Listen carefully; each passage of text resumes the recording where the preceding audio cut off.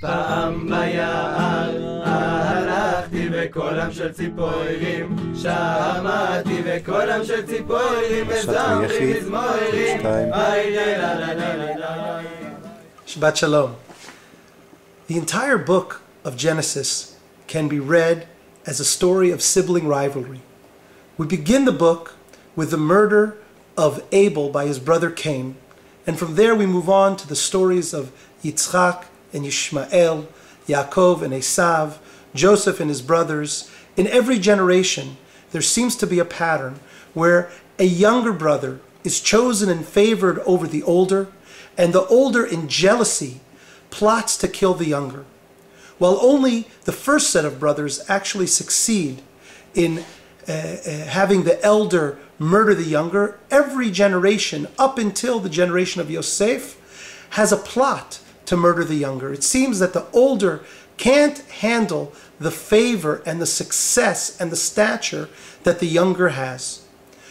In last week's Parsha, finally, we get a family situation where Yosef and his brothers, who were so jealous and so hateful of him earlier in the story, are able to do tshuva, and they're able to reconcile with Yosef. And in this week's Parsha, Yosef is able to tell them that he bears no grudge against them either. There is another generation that appears in Sefer Breshit after Yosef, where once again the elder is given a lower stature than the younger brother is favored, and of course that's the story of the grandchildren of Yaakov, Ephraim and Menashe.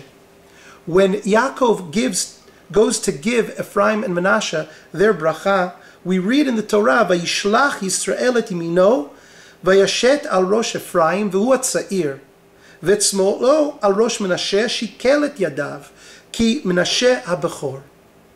Yaakov purposely places his right hand on Ephraim, the younger child, showing him favor. Yosef says, no, you should place your right hand on Menashe, but Yaakov insists on giving favor to the younger child. We never hear of any jealousy or resentment on the part of Menashe for his younger brother Ephraim getting the higher stature, the right hand of his grandfather placed on him. And many have suggested that that is why a few psukim later the Torah says, "Vayivarchem bayom ahu leimor," that Yaakov gave them a blessing. "Becha yivarech Yisrael leimor," through you will the people Israel give blessings, saying the following: "Yisimcha Elohim ke'Ephraim v'chemenashe." May God make you like Ephraim and Menashe. May God make us like Ephraim and Menashe, where we don't have resentment and jealousy for the success and the stature and the favor that our brothers have.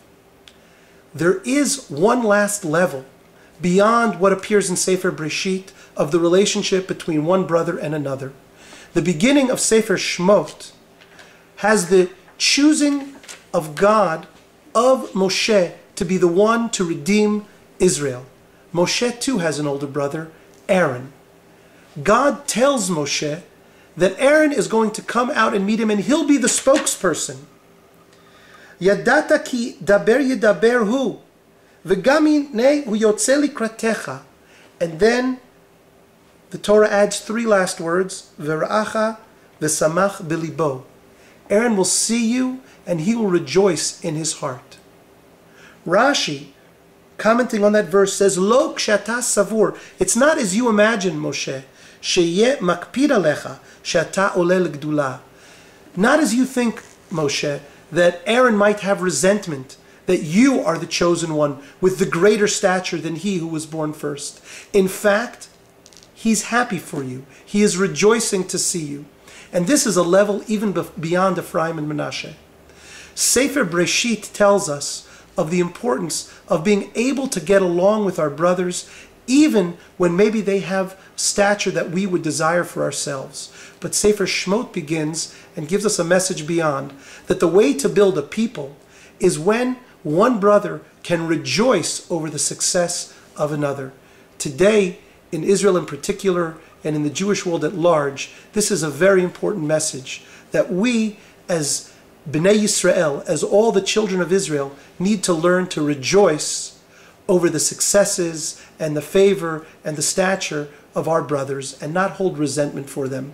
And through that, may we be able to build a Bayit Ne'eman B'Yisrael, a true great house of the entire Jewish people.